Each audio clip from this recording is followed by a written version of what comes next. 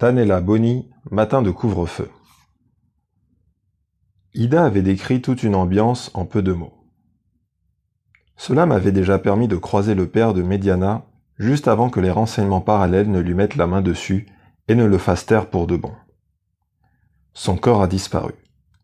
Je ne sais si l'homme a trouvé la mort au cours de cette bastonnade ou s'il est vivant. Il n'a pas eu de sépulture, ni même un acte de décès, lui qui a passé sa vie à donner une identité, une date, une heure et un lieu de repos à tous les disparus de Zambaville, la capitale de notre beau pays gouverné par des anges. Comme quoi, nous sommes tous des disparus potentiels à Zamba.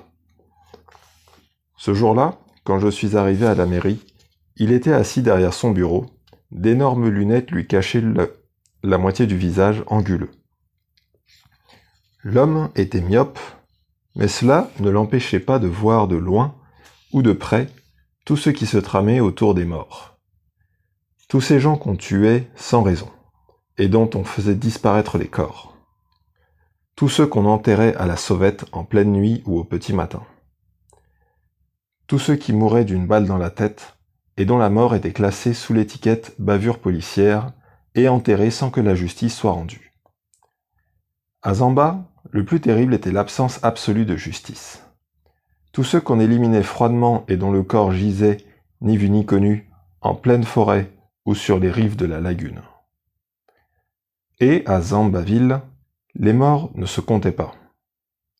L'homme s'était mis dans la tête que les morts étaient des humains et qu'il fallait les compter, malgré les mythes des origines qui le rattachaient à un arbre, à une terre ou à un animal. Les morts étaient des humains à qui donner un visage et une carte d'identité, pas des bouts de bois vénérés ou des fauves. Ses collègues l'appelaient l'anarchiste. Je l'ai su en arrivant à la mairie. En dehors des horaires de bureau, il lui arrivait de faire des heures supplémentaires en écoutant aux portes et en suivant à la trace des conversations entendues à la sauvette. Les confidences des parents qui avaient pris l'habitude de parler un peu trop pour cacher leur angoisse, pour montrer que Dieu, faiseur de toutes choses, comme l'appelaient nos aïeux, était le seul responsable de ces tueries sans fin. Ces paroles aidaient Kangaba à reconstituer les faits. Un jour, le malheur frappa à sa porte. Sa femme, Amouine, qui lui avait donné de si beaux enfants, n'était pas revenue du marché. Quelques heures plus tard, le bruit s'était répandu dans toute la ville qu'une rafle sans précédent, aux conséquences dramatiques, avait eu lieu dans la matinée. Des femmes et des enfants y avaient laissé leur peau sans raison apparente. Quand Kangaba apprit la nouvelle, il faillit devenir fou. Théodore était de passage, il l'avait accueilli chez lui. Il n'avait plus toute sa tête et n'avait pas sur le champ envie de réfléchir. Il lui confia sa dernière fille en lui demandant de bien vouloir l'élever jusqu'à sa majorité. L'étranger accepta cette noble proposition, non sans un pincement au cœur. Les choses étaient allées très vite. Il eut juste le temps d'appeler sa femme et de lui dire qu'il arrivait avec une noble proposition parmi ses bagages. La femme, mise devant le fait accompli, n'eut pas le temps de refuser. Elle pensait que le Tout-Puissant avait exaucé ses vœux, elle qui n'avait pas eu la joie d'être mère. Elle s'acquitterait de cette mission avec bonheur jusqu'à la fin de ses jours. Ainsi, Kangaba resta seul dans sa cour jadis très peuplée.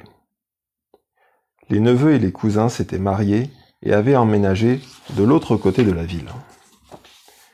Ses trois grands enfants étaient hors de Zambaville et n'avaient pas l'intention d'y revenir de sitôt. Il avait pris l'habitude de mener l'enquête tout seul.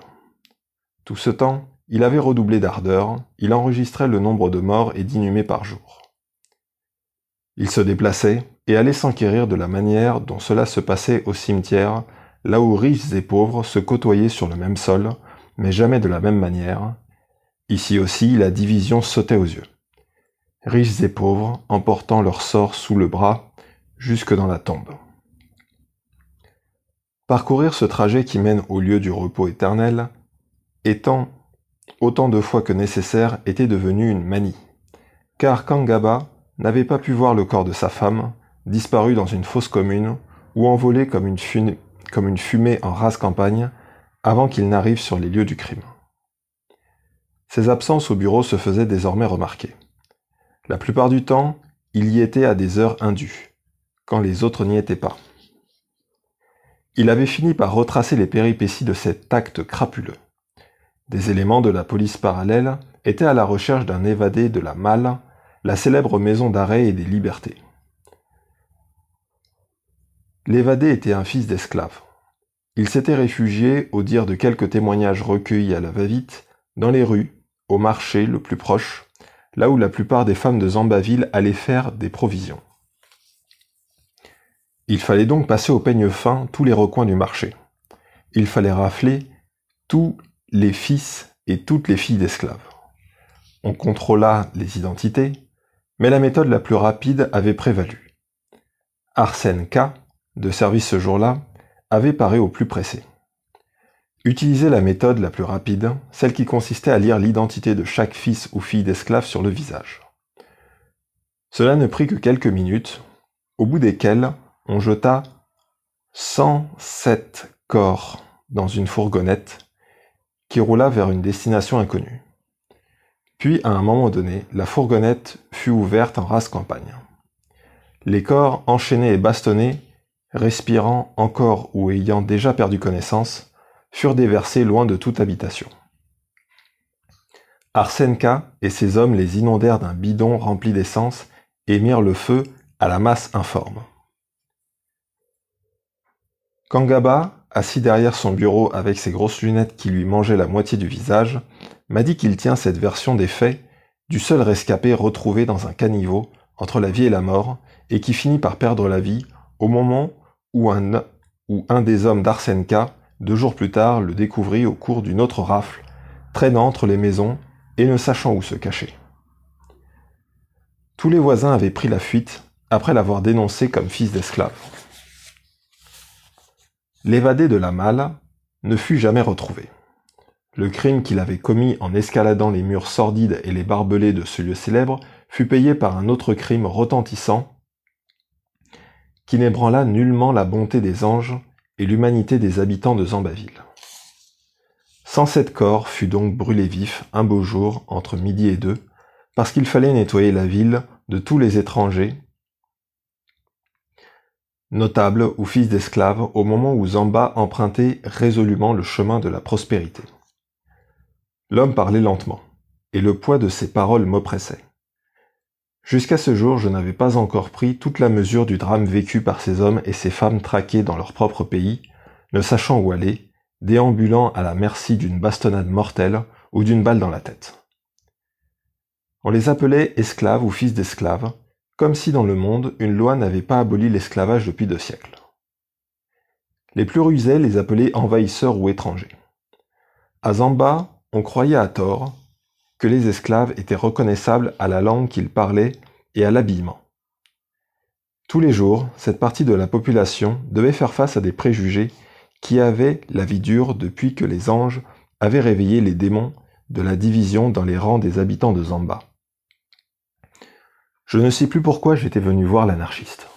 Par curiosité sans doute, mais aussi parce que les rumeurs les plus folles circulaient dans la ville tous les matins depuis que le couvre-feu avait été institué.